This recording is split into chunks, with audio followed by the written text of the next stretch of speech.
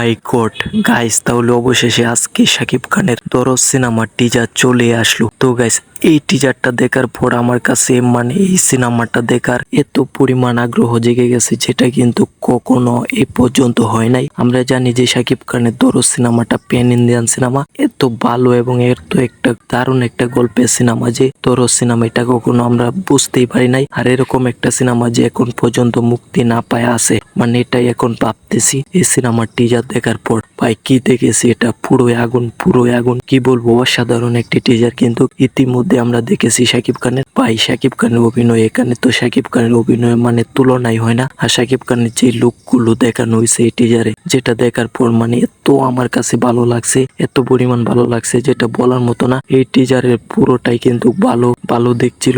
এই টিজারে পুরো বিষয়টা আমার ভালো লাগছে, কোনো জায়গায় আমার কমতি মনে হয়েছে না। এই সিনেমাটা যে ভালো একটা গল্পে নির্মাণ হতে যাচ্ছে, এটা তো ইতিমধ্যে আমি এই টিজার দেখে বুঝে ফেলেছি। তো এই টিজারটা ভাই কি বলবো, বাংলাদেশে এরকম টিজার এর আগে কখনো হয় নাই। এরকম কালার এডিটিং, এরকম একদমই সাউথ ইন্ডিয়ান সিনেমার মতো হয়েছে, কোনো ভুল ধরার মতো কোনো বিষয় নাই এই টিজারে।